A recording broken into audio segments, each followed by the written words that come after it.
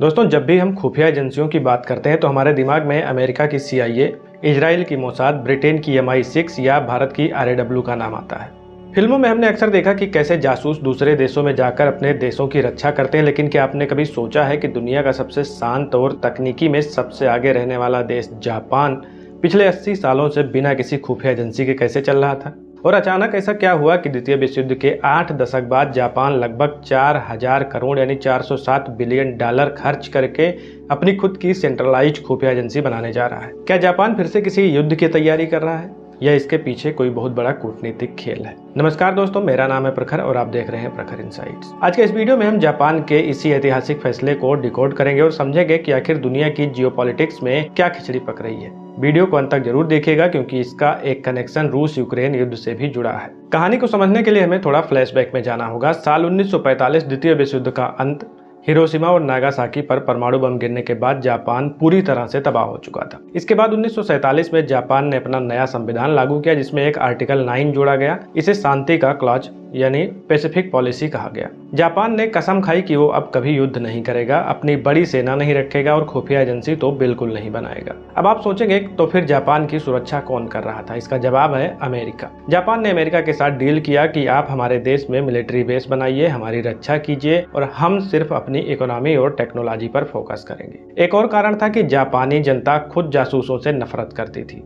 World war से पहले Japan में टोको नाम की एक सीक्रेट पुलिस हुआ करती थी जो अपने ही देश के लोगों पर अत्याचार करती थी। इसीलिए जनता खुफिया एजेंसी का नाम तक नहीं सुनना चाहती थी। सब कुछ ठीक चल रहा था। जापान दुनिया की तीसरी सबसे बड़ी अर्थव्यवस्था बन गया, लेकिन फिर दुनिया बदलने लगी। अब सवाल यह है कि आज अचानक ऐसा क्या हो गया? इसके पीछे मुख्य 3 बड़े कारण हैं। पहला कारण है अमेरिका का बदलता रवैया।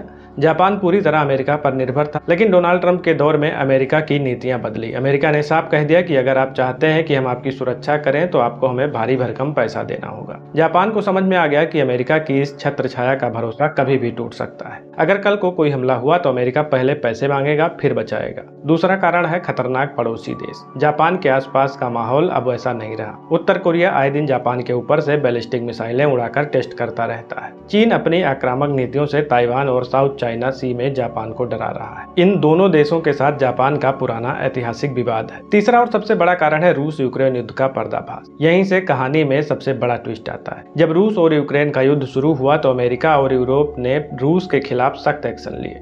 उन्होंने अपने देशों से रूसी एजेंटों को बाहर निकाल फेंका और रूस को सामान बेचना बंद कर दिया। लेकिन कुछ समय बाद यूक्रेन में जो रूसी मिसाइलें गिरी, उनके अंदर से जो इलेक्ट्रॉनिक पार्ट्स मिले वो जापानी थे। पूरी दुनिया हैरान रह गई। जापान ने तो रूस को कुछ बेचा ही नहीं था, फिर ये पार्ट्स वहां कैसे पहुंचे? जांच में पता चला कि पश्चिमी देशों से निकाले गए रूसी एजेंट्स जापान में आकर छुप गए थे, क्योंकि जापान में कोई खुफिया एजेंसी थी ही नहीं जो उन्हें पकड़ सके।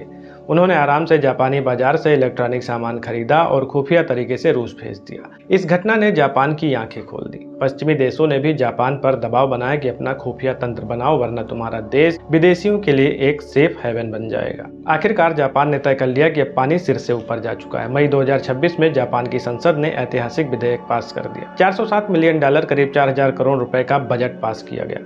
जापान अब अमेरिका की CIA और भारत की रॉ की तर्ज पर 2 नई यूनिट बना रहा है। पहला है नेशनल इंटेलिजेंस काउंसिल और दूसरा है नेशनल इंटेलिजेंस ब्यूरो। इस काम में जर्मनी और ऑस्ट्रेलिया जैसी पश्चिमी ताकतें जापान की मदद कर रही हैं ताकि वो अपना स्पाई नेटवर्क खड़ा कर सके। लेकिन जापान के लिए यह रास्ता आसान नहीं है। एक बेहतरीन खुफिया एजेंसी बनाने में 10 को लग जाते हैं। सबसे बड़ी चुनौती है सही लोगों को खोजना और उन्हें ट्रेन करना। दूसरी बड़ी बात है जापान का पावरफुल पासपोर्ट। आज हैनल पासपोर्ट इंडेक्स में जापान का पासपोर्ट दुनिया के टॉप 3 सबसे मजबूत पासपोर्ट में आता है, जिससे जापानी नागरिक बिना वीजा के दुनिया घूम सकते हैं। लेकिन अगर जापान ने अपने जासूस दूसरे देशों में भेजने शुरू किए तो क्या पूरे देश जापानी नागरिकों को इतनी आसानी से अपने देश में घुसने देंगे? यह एक बहुत बड़ा सवाल है। तो दोस्तों, 80 सालों बाद शांति का पाठ पढ़ने वाला जापान अब कूटनीति की असली और कठोर दुनिया में कदम रख चुका है। चाहे अपनी सेना का बजट बढ़ाना हो या अब ये नई खुफिया एजेंसी बनाना, जापान ने अपना रीस्टार्ट बटन दबा दिया। दुनिया के लिए इसके बहुत बड़े मायने हैं।